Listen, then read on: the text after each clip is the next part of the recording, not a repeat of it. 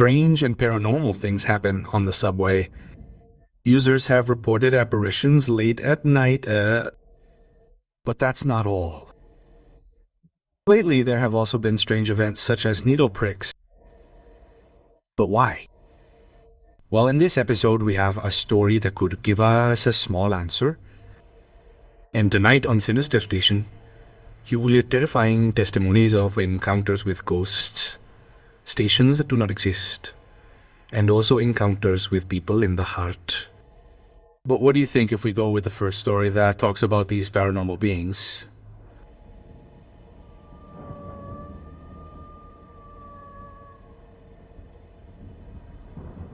Exactly 10 years ago, I started as an auxiliary police officer on the subway. They assigned me to the Zaragoza station, one of the quietest, according to them. What they didn't tell me when I got there is that there is something in that station that is not mentioned in any official report, but that many of us who have been there at dawn know is real. That night I had the night shift. At 2 a.m. I was sent to do the tour of the tunnel between Zaragoza and Gómez Farías. I already knew it. I had gone a couple of times with colleagues, but this time I had to go alone. It was easy to check for people on the tracks, signs of sabotage, or accumulated trash. But this time something felt different from the moment I got off at the station. The atmosphere was freezing, more so than usual. And it wasn't the air conditioning or the weather. It was strangely cold, as if the tunnel was breathing something other than air. I thought he was suggesting it to me, so I took a deep breath. I grabbed my flashlight, strapped the radio to my shoulder, and started walking along the tracks. I walked carefully between the rails, focusing straight ahead. It was completely silent. All I could hear was my footsteps. A few meters after I had gone, I heard something. A faint voice, as if someone was whispering, "Officer." I stopped. I looked around with the flashlight for a moment to see if someone was coming. But there was only total darkness. I pressed the radio and reported, "Control unit here. I can hear voices in the tunnel. There are maintenance personnel in the area." It changed. But the radio only responded with static. I tried 2 more times, but nothing. It was like the signal died inside the tunnel. I kept going. Something wasn't right. The distance between stations is usually quite long, but it felt like I wasn't even halfway there. It was like the tunnel had no end, and I couldn't see the light at the beginning either. This made me nervous, especially when time went by and there was no way to get to the other side. I kept talking on the radio, but no one answered me. And then, as I was walking, I saw her. With the flashlight, I illuminated her white silhouette. She was standing right on the tracks. At first I thought she was someone lost, so I approached. It was a girl dressed as a bride in a puffy dress. "Hey, do you need help?" I asked. I was shining my light on her, but then I noticed how she was floating. Her long, white wedding-like dress was moving in a breeze that even I couldn't feel. Her hair fell down the front and her face was hidden from view through the veil. I wanted to speak, but I couldn't speak. All I could do was back up. And as soon as I took the first step back, that woman began to advance, slowly but directly, toward me. She made no noise, and with each step I took, the tunnel seemed longer. I ran. I ran like never before. The radio was working now, but all I could hear was static. Requesting immediate assistance. "There's someone in the tunnel." I repeat, "There's someone in the tunnel." I told you. I exited the tunnel in under 2 minutes. It was as if I had been walking in circles the entire time. But when I exited the tunnel, when I looked back, The woman was gone. I reached the booth with my heart pounding. The other officer who was there saw me, pale and sweating. I told him everything, and to my surprise, he didn't laugh. She just told me. Many of us have seen her. They say she died on her wedding day, run over, waiting for her fiancé on the tracks and sometimes confusing the living with him. That's what they say. No one really knows what happened. But since at night, when they sent me to do the rounds alone, I would just shine my flashlight at first and then I wouldn't get involved. I remember that when someone new started the night shift in Zaragoza, we never said anything to them. We just waited to see if they would also come running back, looking for an explanation for that woman. Years have passed since this event. Now I do something else, but I'll never forget that.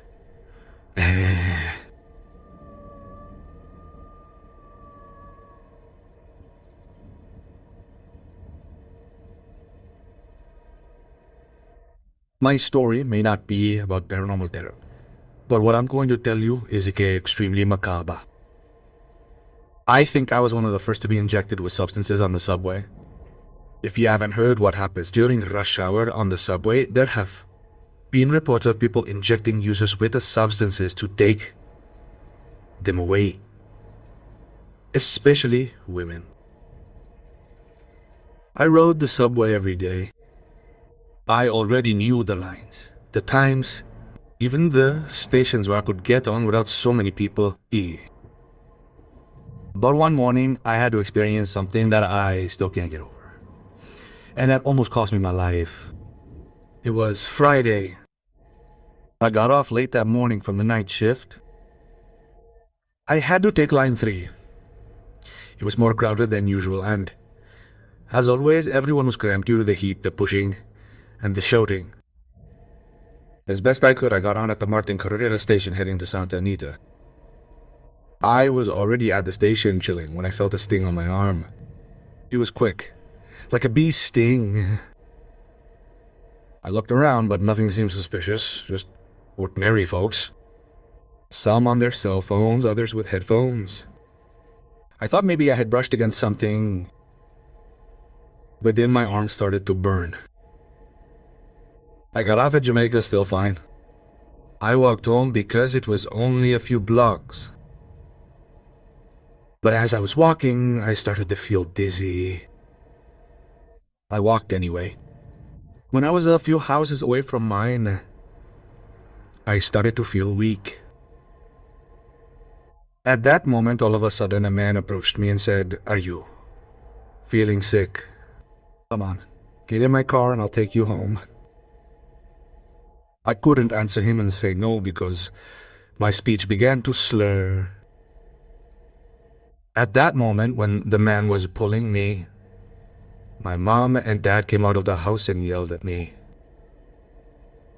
The man let go of me, got in his car and drove off. I sat on the sidewalk, not knowing what was happening to me. My parents picked me up and took me into the house. I felt really dizzy, like I was gonna faint, like I was on drugs. But I hadn't taken anything. I fell asleep around 12 at noon, but I had horrible dreams, voices, screams, a dark place. And in my dreams, someone was telling me my name. The next morning, yes, I slept many more hours than I normally do. I woke up with a purple mark on my arm, right where I had felt the bite. It was like a small circle, with a strange shape inside, as if I had been injected with something. I got scared and went to the doctor. But they told me it didn't seem serious, that maybe it was an allergic reaction. But I knew that wasn't normal. That night I didn't feel bad anymore. My stomach just hurt a little. That time I missed work. I was in bed watching TV when I got a text message from a number. It was an unknown number. He just kept telling me, "I almost got you." And then another one, "We're watching you." I don't know why I didn't go to the police. Maybe because I was afraid they wouldn't believe me, but I decided not to go out. Days went by, and on the third day I went out to get food. On the corner of my house, there was a white van with no license plates. A man in a sweatshirt and cap was watching me from inside. When I got a good look at him, I felt like I'd seen him before. On the subway, when I turned around. I ran back home. I didn't even buy what I needed and told my parents the truth about what was happening. That night, they knocked on my door 3 times very loudly. We didn't open it. We called a patrol car. I didn't go out for 2 weeks. I lost my job, but my parents didn't care because I was fine. Shortly after, the news started broadcasting these stings in the subway. To this day, I don't know exactly what it was, but I'm convinced that the stings aren't just for drugs or illness. They're to mark. And if you also feel a metro picket, please go home or to work. Find and stay with a police officer. Pray that you're not next. Flag someone to come get you, and most importantly, do not accept help from strangers.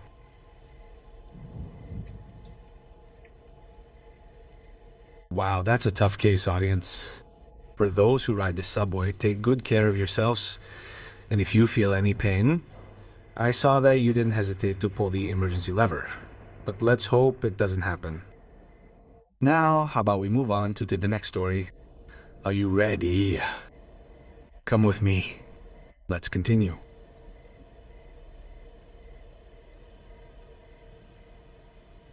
Anonymous, please. I work in the Barranca del Muerto area, and I almost always leave late. That particular night, I was later than I normally do. It was almost 11:30 when I finally got on the platform. I was in San Joaquin waiting for the doors to close. There were only 3 people on the platform that night. An elderly gentleman, a young woman with her son, and me. My legs hurt from sitting down all day, so I preferred to stand and look out the door of the train car. Everything seemed normal. The train started and began to move forward. We went through the tunnel towards Polanco, which was the next station, or at least that's what I thought. After a couple of minutes, the metro began to slow down because we had already reached the next station. I thought it was strange because we hadn't reached Polanco, which was where I was still. I looked out the door, and that's when I noticed it. The train stopped at a station, but it wasn't Polanco or Tacucuba. It was a huge station, with dusty floors or cracked walls, and the station was very dark, extremely dark. On the station sign, illuminated with a dim blue light, it said, "Retired, TB'd." I had never heard of a station with that name. I took out my cell phone and looked up the metro map. Nothing.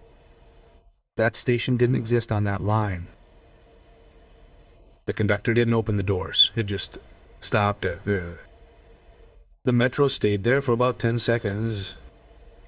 All of us in that car looked at each other in confusion.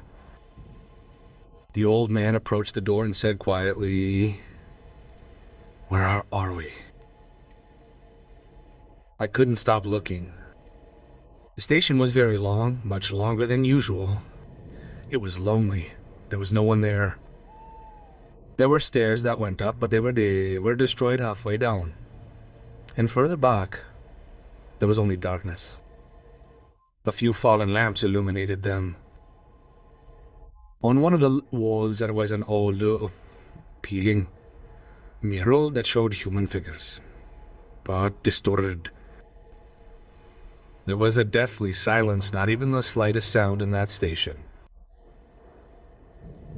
And suddenly, the train started without explanation.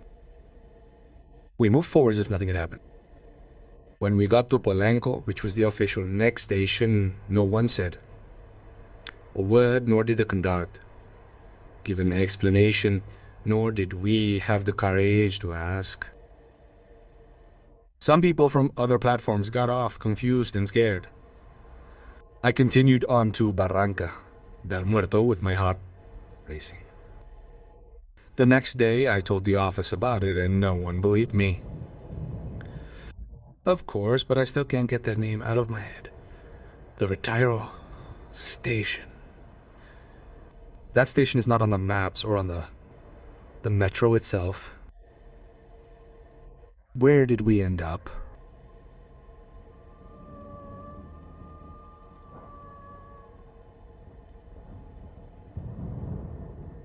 Hello, good morning. Good evening, Santiago. Today I want your audience to hear about the strangest and scariest thing that's ever happened to me on the subway. It was a sunny day. Just another Thursday.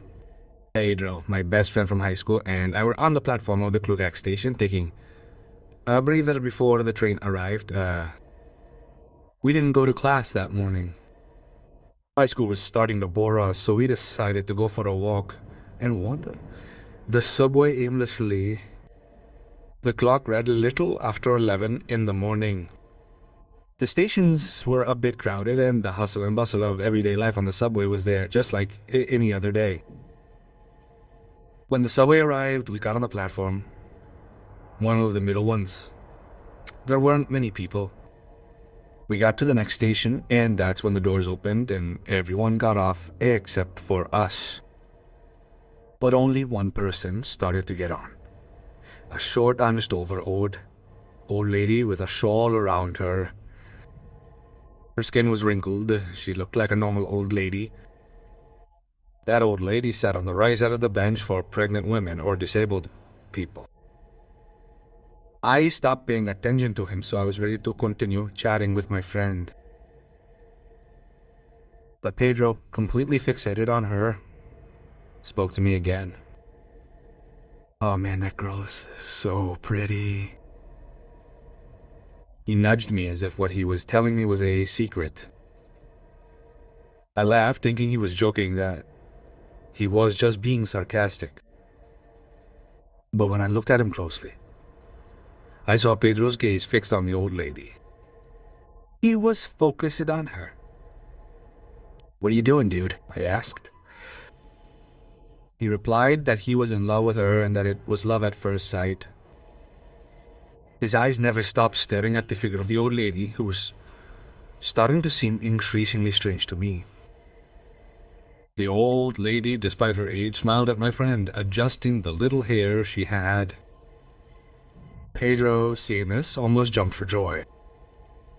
The woman waved her hand at him, and Pedro, blushing almost in a trance, looked at her as if he were seeing a model. I couldn't help but laugh. "Calm down," I told him. But he wasn't paying any attention to me. In fact, he seemed to be smiling back at the woman. He even started adjusting his shirt as if he were introducing himself to her somewhere. I was already laughing out loud. The woman started flirting by nodding her head at him, winking at him. Pedro was completely enthralled by her. But I saw it as a silly joke. I couldn't help but think that this whole thing was just a prank. When we got to the next station, the woman slowly stood up and walked to the edge of the platform. Pedro looked her up and down, and just as she was about to exit the subway, he told her to follow him. He started to get up from the subway to go with her, but I grabbed him. I took out my phone and took a picture of the old lady. Something was weird. Seriously, that lady is over 70 years old, I yelled at him. But he wasn't listening to me. He kept his eyes fixed on her. even as the platform began to move. He got mad at me and he asked me why I had ruined his moment of going with her and if I was jealous that he didn't pay attention to me. I showed him the photo I had taken of that old woman, because seriously, that joke already seemed like a real nuisance. When I showed the photo to my friend, he was stunned. The woman in the photo was not a beautiful young woman, but an old woman with a completely different appearance. "No, it can't be," Pedro said, looking at me incredulously. Pedro didn't know what to do. He was in shock, looking at the photo over and over again, unable to understand what had just happened. He had sworn that the woman was a woman in her 20s, thin, with almost blonde hair, long hair, fair skin. But the reality was different. "I don't think that woman was who you thought she was," I told him as the truth hit him hard. We sat on the subway without saying anything. My friend wanted to leave already and didn't care about getting home early. I listened to him. The truth is, I didn't want to be on the subway either, and we went to his house. We made up the fact that we had left early.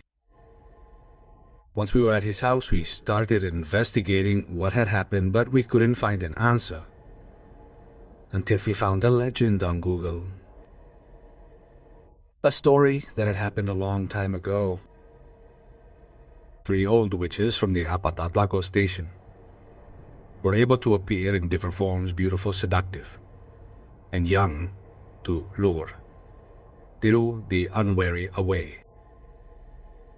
But in reality, many other people saw them and they were old women who only wanted to take unsuspecting men away. Witches who take men away. The story of the subway witches seemed to be more than just a legend. Several users have recounted these apparitions of old women that others see as beautiful young women.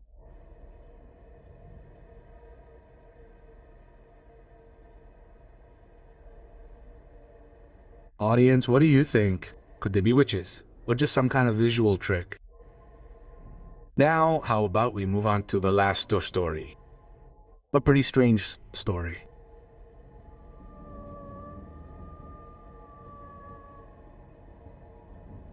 Have you heard that myth about the subway where the stations repeat themselves? I used to think those were just silly stories. It was exactly midnight when I took the subway from the medical center to Indios Verde. The Lara dos Verdes. I was tired after getting off work. At that time, there were almost no people left. And there were only 5 people in the car.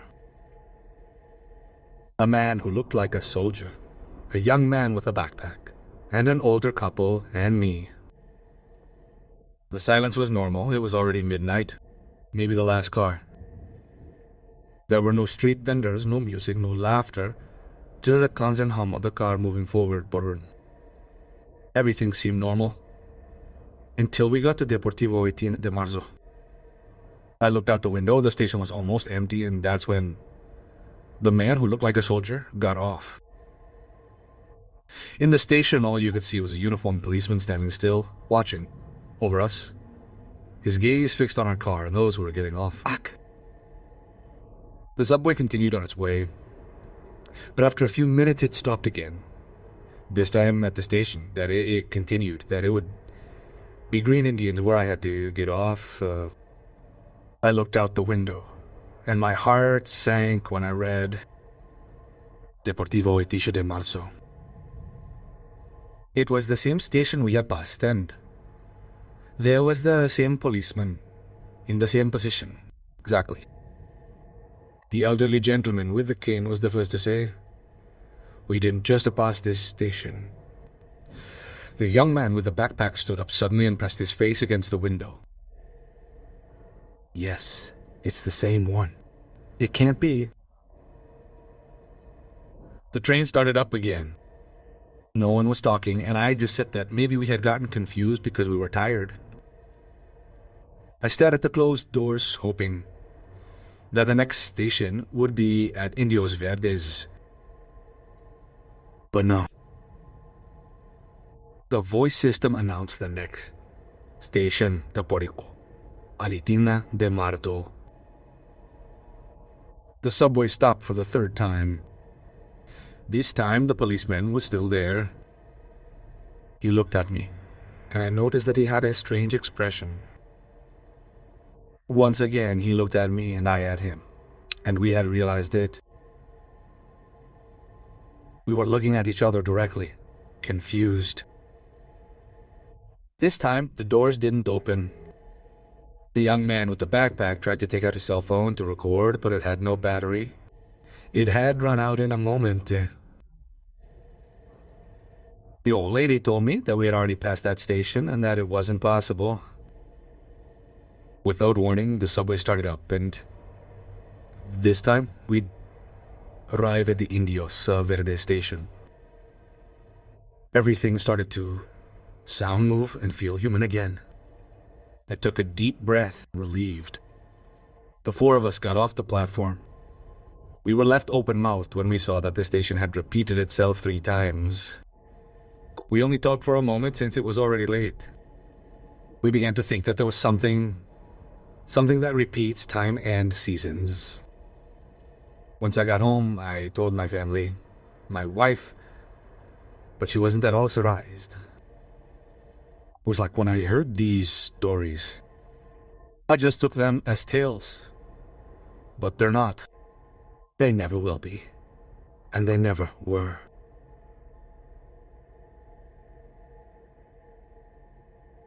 Audience, if you enjoyed these stories, leave a like, share with someone who dares to listen, and tell